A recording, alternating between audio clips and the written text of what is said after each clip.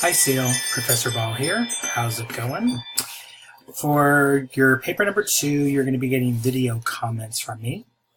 And the first thing that I do when I open up your work, or anybody's work, is I look at the MLA format. So you have your last name and page number, your name, my name, the class, and the date, which is good. Just so you know, while you do need to indent each new paragraph, this part should line up with this. So I don't know if this, it's probably not going to let me do it. Yeah, it's not going to let me do it. But this needs to move over so it lines up with this. All right. So, are you empowered?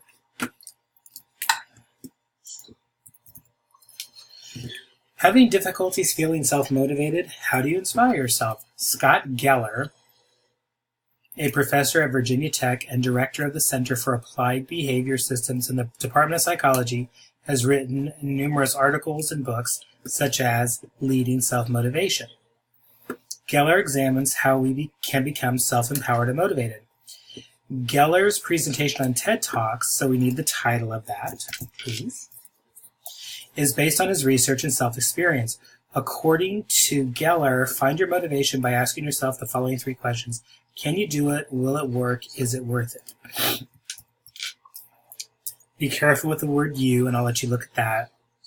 So, all right, this part is still part of your introduction because this is background, then you introduce the speaker.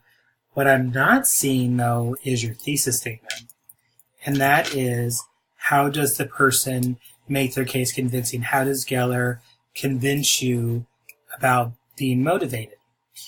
And what you could do that way, or with some of the things that you could think about, are these. There's also images, music, audience participation. Okay, keep that in mind. All right. This is the definitive motivational question. I'm sorry. Can you do it? Self-efficacy, when you believe you can do it, makes time for knowledge and training. Take a look at the punctuation there. Excuse me, gotta get rid of my gum. Will it work? Response efficacy, when believing in the process of making it work, the behavior that would lead to the ultimate outcome, and education. Is it worth it? This is the definitive motivational question of the 3. So maybe one way that he engages the audience or keeps you interested is asking questions during his research, or was it research? Maybe it was research that he came to these conclusions. During his research, he found that we are controlled by consequences, whether they are positive or adversarial. Geller quotes. Maybe Geller quotes B.F. Skinner's selection of by consequence, when we do something and want something in return for doing it. So you don't need the colon. It's Geller quotes B.F. Skinner's whatever. Is this the way he does it? By using outside sources? That could be leading more to the prompt. Per Geller, comma, the people who we consider leaders are who inspire us. People who go beyond boundaries, people who go beyond their call of duty, people who do more than they have to, but do it because they want to. All right, so there's no point to this, Cele. So what's your point? And again, your point would be, this is what he does to make a convincing TED Talk. Okay. Throughout his presentation on TEDx Talks, comma, he speaks about perception is key.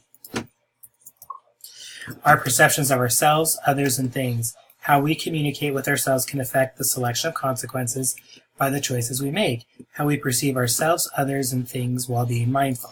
All right, so what? I'm not seeing what your point is. So by this time, you should know that this is where you talk about how he makes his case. He uses X, he uses Y, he uses Z to keep the listener interested. Okay. Could this be part of it? Could be research, sharing his research be part? Could this be part of it? Be part of it. All right. Geller further shares his research about the 4 C's: competence, consequence, choices, and community. Once you have the knowledge, education, and or training, punctuation, you feel empowered by competence. Our perception, being mindful. All right. So, the point would be research.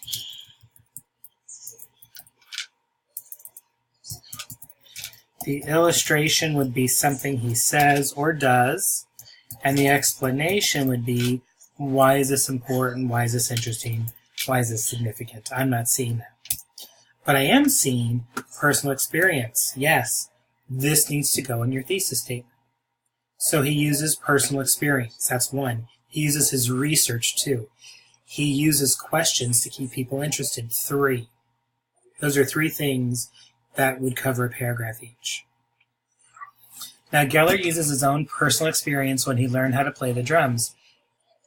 Geller envisioned himself playing the drums as he watched his favorite drum players from different bands. Once he visioned himself, or envisioned, he began receiving drum lessons, building his confidence. As his confidence grew, he kept receiving lessons and practicing.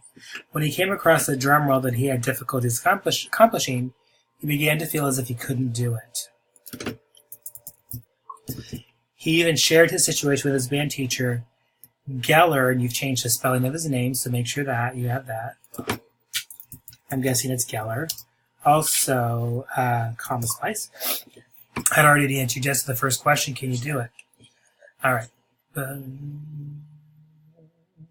All right. So here's the thing. You have your point. You have your illustration. The explanation of the experience. This is significant because. This is important because. That would be what you need at the end of the paragraph to make a complete paragraph.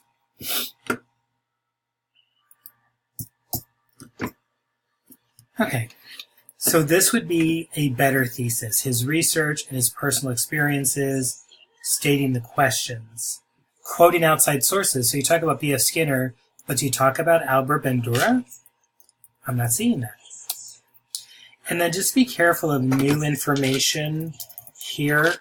You're right to put this at the end because I do mention it, but that means you would want a separate paragraph on your rhetorical strategies, ethos, logos, pathos, and kairos. All right. So you do have the right idea, not quite responding to the prompt completely, but you can revise 1 paper this semester. So let me know if you have any questions, and we'll talk again. Thanks.